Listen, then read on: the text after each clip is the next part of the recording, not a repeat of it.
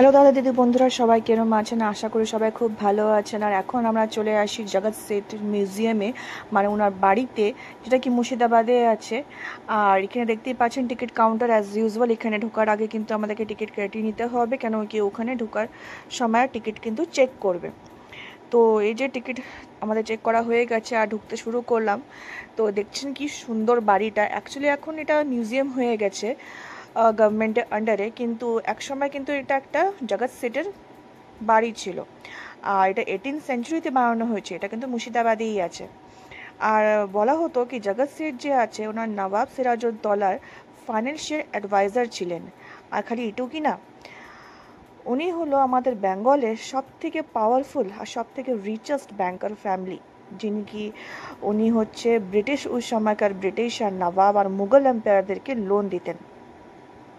তো এত richest family আর এত রিচেস্ট ব্যাঙ্গালোরতে আমরা ঢুকছি এখন। তো ভিতরে এত কিছু আমাদেরকে ফটো উঠাতে দিবে না, কেন কি ওখানে অ্যালাউ নেই।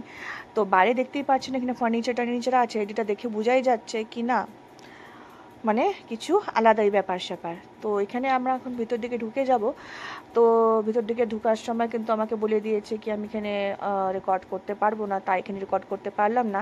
কিন্তু এখানে কিন্তু অনেক গোপনীয় জিনিস আছে, মানে টাকা অনেক পয়সা গোপনীয় গয়নাগাটি রাস্তা এরকম আছে। টাইপের রাখার জন্য একটা সুড়ঙ্গ টাইপের বানানো হয়েছে। তো ওটা অনেক ভিতরে, যেটা কি ওখানে রেকর্ডিং করতে দিচ্ছে না।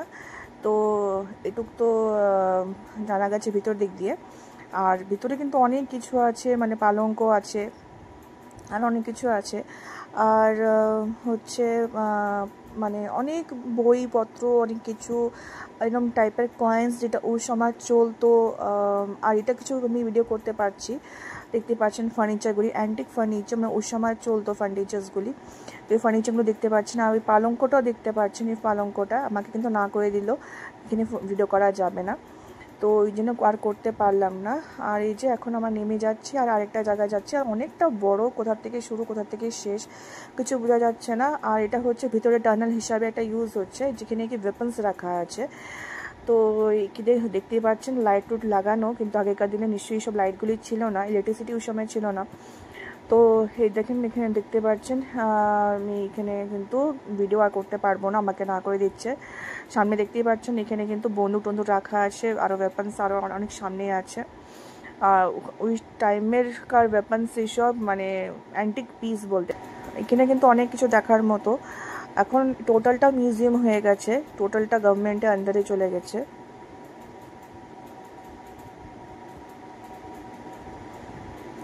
আর এটা দেখতে পাচ্ছেন, এটা পাশেরই যে বিল্ডিংটা ছিল, এখানে কিন্তু হয়েছে মানে বই টই আছে এটার ভিতরে, আর অনেক কিছু সুন্দর সুন্দর জিনিস আছে। এটা কিন্তু ভিতরে ঢুকে পড়ছি। আর জায়গাটা কিন্তু সেই সুন্দর জায়গা, খুবই সুন্দর জায়গা। আমরা সকালে চলে আসছি বলে এই রৌদ্রটা, কিন্তু বিকাল টাইমে আসলে কিন্তু অ্যাজ ইউজুয়াল বলছি খুব ভালো লাগবে। এই জায়গাটা মানে একটা কি বলবো, আলাদাই একটা ফিলিং, মানে কি বলবো, দেখে এতটা সুন্দর, এতটা মানে দেখতেই পাচ্ছেন কি সুন্দর করে সাজানো আছে। আর কি সুন্দর সুন্দর ফার্নিচার, তখনকার দিনে এইসব চলতো। ওই ফার্নিচার্সগুলি, ডাইনিং টেবিল, ড্রেসিং টেবিলস, তারপর এইসব যেসব যত ভাস বগেরা আছে, দেখতেই পাচ্ছেন কি সুন্দর ভাসগুলি। তো দেখা টাকা হয়ে গেছে। তারপর বাইরের দিকে যখন রাস্তাটা, তখন দেখছি ওখানে কিন্তু একটা মন্দিরও আছে। আর মন্দিরটা